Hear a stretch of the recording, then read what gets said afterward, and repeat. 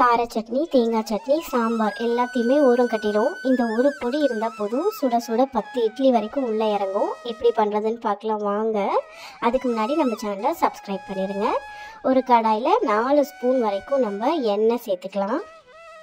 4 spoon வந்து நம்ம cooking oil தான், நார்மலாக குக் பண்ணுவோம் இல்லையா, அந்த ஆயில் வந்து ஒரு 4 ஸ்பூன் சேர்த்துக்கலாம். ரொம்பவே சூப்பராக இருக்கும் இந்த இட்லி பொடி. இப்போ வந்து நான் 2 கப் அளவுக்கு உளுத்தம் பருப்பு சேர்த்துருக்குறேன். முழு உளுந்து தான் இருக்குது, அதனால் 2 கப் அளவுக்கு முழு உளுந்து சேர்த்துக்கிறேன். எனக்கு வந்து ஆர்டர்ஸ் வந்திருக்கு, அதனால் நான் இவ்வளோ செய்கிறேன். உங்களுக்கு வேணும்னா நீங்கள் வந்து 1 கப் அளவுக்கு முழு உளுந்து போட்டுக்கலாம். இங்கே பாருங்கள், உளுந்து வந்து இந்த ஸ்டேஜில் இருக்குது இல்லையா. இப்போ ரொம்ப சிம்மில் வைக்க வேண்டாம், மீடியம் ஃப்ளேமில் வச்சுக்கோங்க. இப்போ எந்த ஸ்டேஜில் எடுக்கணும்னு பார்த்தீங்கன்னா நான் காமிக்கிறேன். வீடியோவில் இருக்கிற மாதிரியே பண்ணிங்கன்னா ரொம்பவே சூப்பராக இருக்கும். எனக்கு ஒரு 4 ஆர்டர் வந்திருக்கு, அதனால் நான் இவ்வளோ செஞ்சிடுறேன்.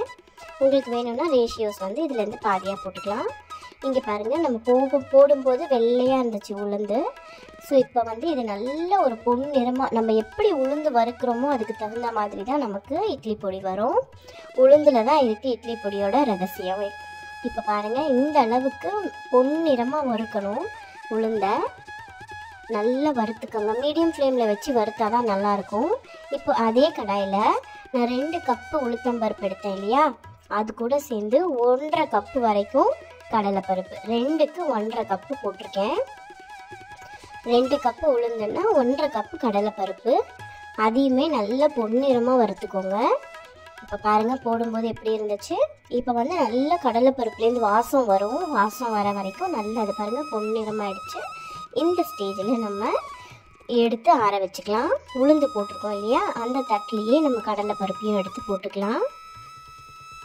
உளுத்தம்பருப்பும் கடலைப்பருப்பும் எப்படி நம்ம வறுக்கிறோமோ அந்த இதில் தான் நம்மளுக்கு இட்லி பொடி வரும். இப்போ தான் நம்ம மெயின் மேட்டரே இருக்குது. 4 டேபிள் ஸ்பூனுக்கு தனியா போட்டிருக்கிறேன். அதுக்கப்புறமா கொஞ்சமாக ஒரு 20லேருந்து 25 மிளகு, குறுமிளகு சொல்லுவாங்க இல்லையா, அதை தான் போட்டிருக்கேன். இதுக்கெல்லாம் எண்ணெயே விட வேண்டாம், வெறும் உளுந்துக்கு மட்டும் எண்ணெய் விட்டால் போதும். அதையுமே தனியாக மிளகாய் 2த்தையுமே அரைச்சி வறுத்து இந்த மாதிரி வச்சுக்கோங்க தனியாக. இப்போ பாருங்கள், எல்லாமே ஒன்றா இருக்குது பார்த்தீங்களா. இது கூட இதே கடாயில் நம்மளுக்கு காரத்துக்கு தேவையான அளவு மிளகாத்தூளுக்கு, காரத்துக்கு தேவையான அளவு காஞ்ச மிளகா கூடயே நான் கல்லுப்பும் போட்டு சேர்த்து வறுத்துருவேன். அப்போ இன்னமும் வாசனையும் சுவையும் கூட இருக்கும்.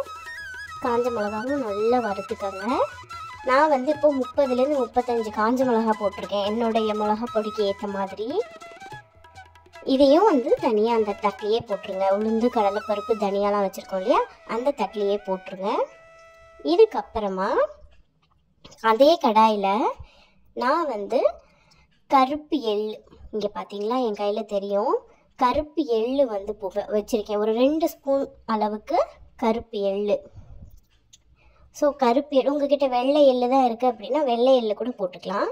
இப்போ பாருங்கள், நான் கருப்பு எள் போட்ட உடனே வெடிக்குது. நீங்கள் அடுப்பை ஆஃப் பண்ணிவிட்டு கூட நீங்கள் இந்த மாதிரி எள் சேர்த்துக்கலாம், வெடிக்கும்.